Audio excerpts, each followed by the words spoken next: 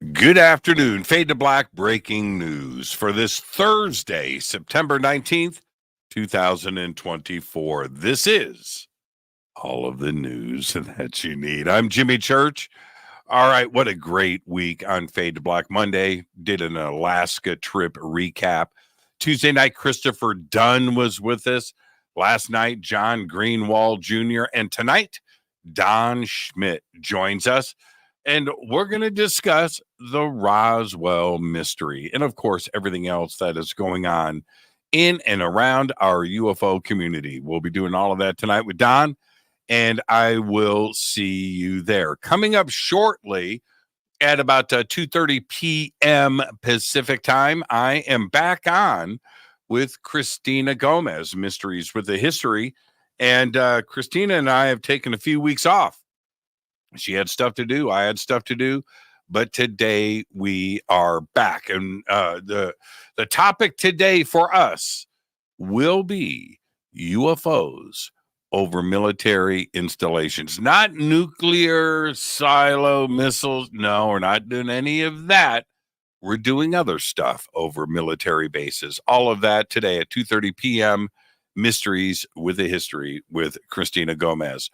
All right, let's get straight to it. I got another busy news day today. On this day in history, 1995. Wow, man, I remember all of this. A manifesto by the Unabomber is published by the New York Times and the Washington Post in the hope that someone will recognize the person.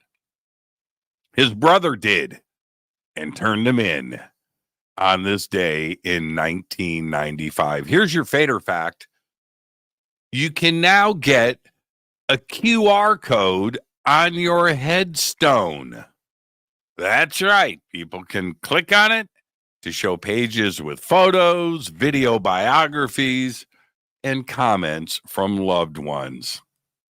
It was going to happen sooner or later. Let's get to the breaking news. Check this out. Ratcliffe-on-Soar Power Station has dominated the landscape of the English East Midlands for nearly 60 years. But at the end of this month, the site in central England will close its doors, signaling the end to polluting and coal-powered electricity in the UK in a landmark first for any G7 nation. Wow, that's incredible. Check this out. The record-breaking fires engulfing South America are bringing black rain, green rivers, and toxic air to the continent. The Amazon fires, fueled by severe drought, have created a toxic smoke cloud spanning about 4 million square miles, an area larger than the entire United States. Of course, I will be in Peru and Bolivia next month. I'll keep you posted. Meteorologists and other atmospheric scientists in the Western Hemisphere are getting a new and advanced look at the Earth after yesterday's GOES-19 preliminary images. NOAA's new GOES-19 satellite, that's GOES, GOES-19 satellite, is the final satellite in the GOES-R series. This nearly 10-year-long GOES-R series process will complete and improve the weather forecasting for the entire Western Hemisphere. Yeah, it's incredible news. You should see the images, by the way. All in the testing phase, but they are amazing. A South Carolina flight made an emergency landing shortly after takeoff yesterday because a door fell off of a plane. It wasn't a Boeing, by the way. It was a small plane. The single-engine aircraft, a Diamond DA-40, declared an emergency after the door plummeted into the yard of a vacant home minutes after it took off from Myrtle Beach International Airport at about 2:53 p.m. The plane belonged to a flight school. Yeah, Lift Academy, and was able to turn around and land back at the airport at 3:01 p.m. a few minutes later. Lift Academy. There you go. All right. Check this out.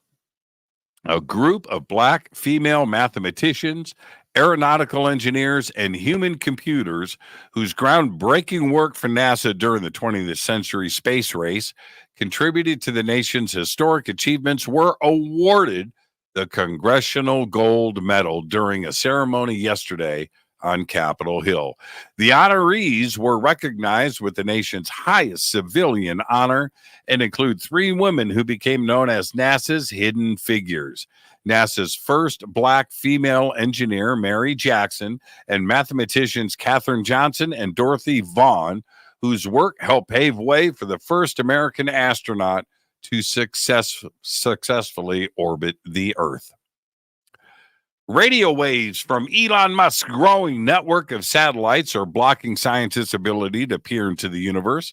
According to researchers in the Netherlands, the new generation of Starlink satellites, which provide fast internet around the world, are interfering with more radio telescopes than earlier versions. The thousands of orbiting satellites are blinding radio telescopes and may be hindering astronomical research, according to the Netherlands Institute for Radio Astronomy. SpaceX, which owns Starlink, has not replied to a request for comment. Yeah, no surprise. And finally, I'll leave you with this.